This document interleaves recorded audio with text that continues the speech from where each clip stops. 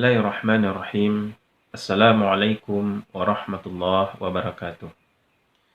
Pada pertemuan kedua ini kita akan membahas tentang worldview. Sebelumnya kita membahas tentang orientalis Barat, kemudian lahirnya studi Islam di Barat.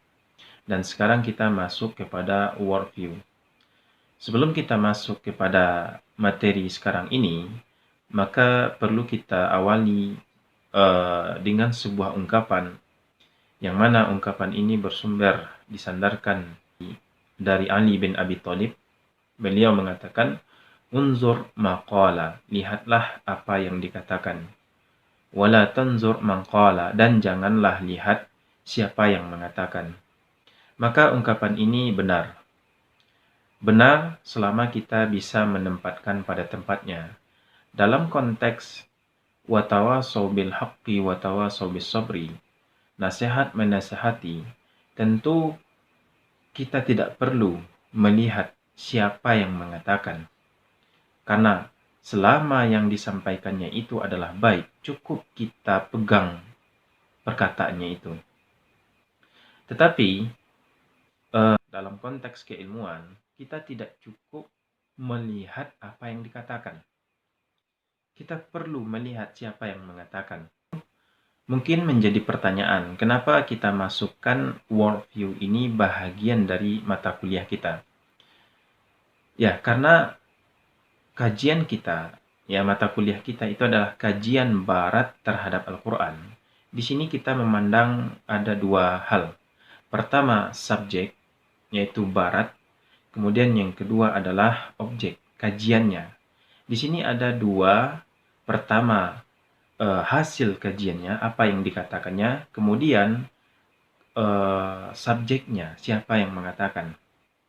Nah, di sini kita dalam mengkaji hasil studi Islam di Barat itu tidak hanya bisa kita mengkaji begitu saja tanpa kita melihat bagaimana isi pikirannya, bagaimana pandangan mereka terhadap ilmu tersebut. Sekarang kita lihat apa itu worldview. Nah, di sini ada beberapa definisi ya. Secara bahasa kita bisa melihat ya kemana arah kata ini. World artinya dunia, view artinya pandangan, pandangan dunia, atau bisa juga diartikan pandangan alam. Ya, cuman yang dimaksud dengan worldview itu sendiri dalam pengertian terminologinya seperti apa. Di sini ada beberapa definisi yang dikemukakan oleh para pakar. Di antaranya itu yang dikemukakan oleh Profesor Al-Farslan. Dia mengatakan bahwasanya worldview itu adalah asas bagi setiap perilaku manusia. Ya, asas bagi setiap perilaku manusia, termasuk aktivitas-aktivitas ilmiah dan teknologi. Jadi yang menjadi dasarnya, motornya dalam melakukan suatu tindakan atau melakukan penalaran aktivitas ilmiah dan lain sebagainya, maka yang menjadi asasnya itu adalah pandangan alamnya itu, worldview-nya itu.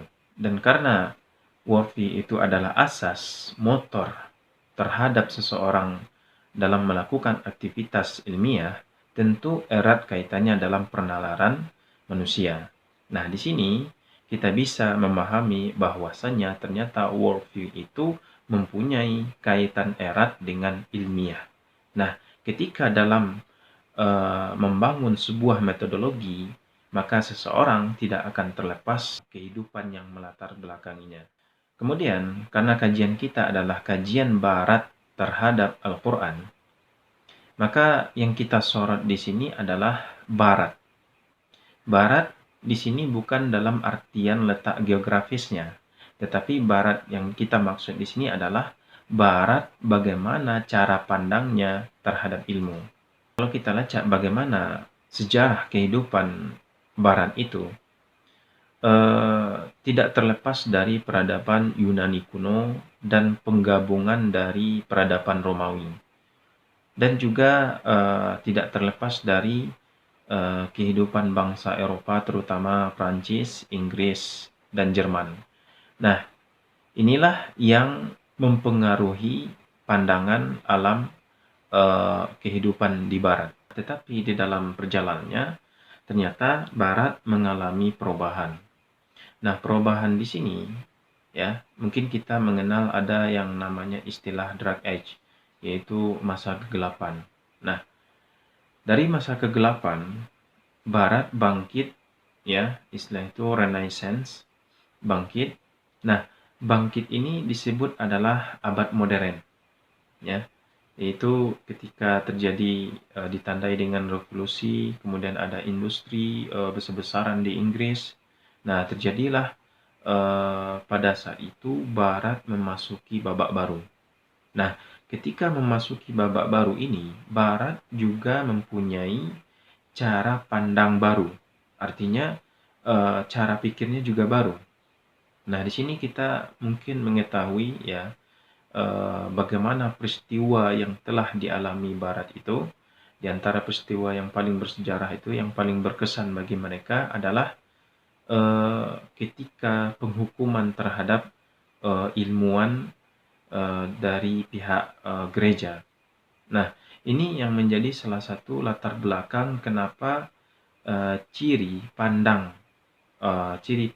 alam orang Barat modern ini mengabaikan metafisika, mengabaikan teologi, lebih menekankan kepada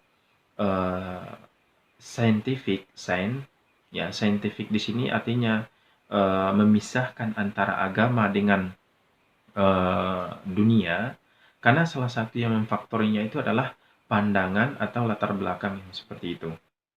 Pandangan Barat atau jalan pikir Barat yang saintifik, yang diwarnai dengan sekuler tadi, memisahkan antara agama dengan dunia. Nah, ini sangat erat kaitannya dalam membangun metodologi, termasuk dalam membangun metodologi kajian Al-Quran. Nah, misalnya di sini dalam topik yang sering ya dibahas dalam studi Islam di Barat seperti HAM, ya, hak asasi manusia. HAM versi Barat dengan HAM versi Muslim itu berbeda.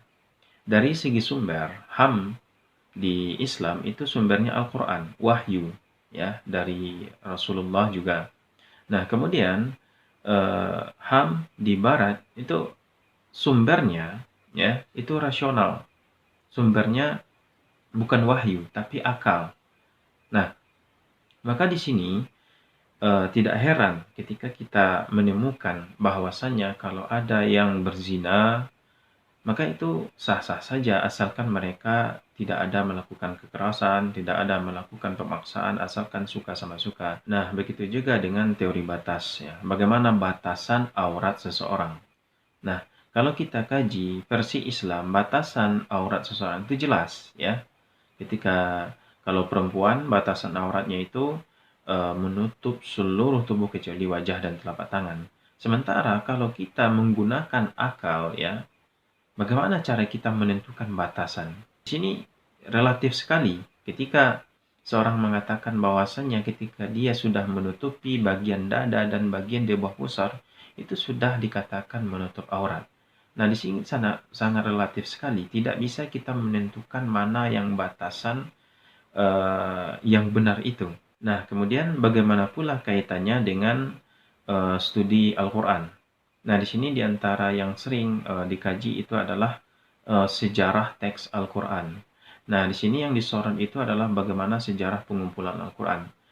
Nah, pernah terjadi ketika dikumpulkan semua tulisan-tulisan yang pernah ditulis oleh sahabat di pelepah kurma, bebatuan, dan sebagainya, ada satu ayat yang ada satu catatan itu pada seorang sahabat. Sahabat yang lain tidak memiliki. Nah, kalau seandainya kita mengakui bahwasanya data itu hanya yang tertulis, bukan pada hafalan atau kesiqahan seseorang, tentu kita akan menghukumi satu ayat itu adalah ahad, tidak mutawatir. Maka di sini bisa kita menyimpulkan bahwasanya Al-Quran itu ternyata tidak dijamin. Nah, inilah pemaparan yang bisa Bapak sampaikan dengan segala keterbatasan dan kekurangan. ya tentunya butuh pengkajian lebih dalam lagi. Nah, kita tutup. Assalamualaikum warahmatullahi wabarakatuh.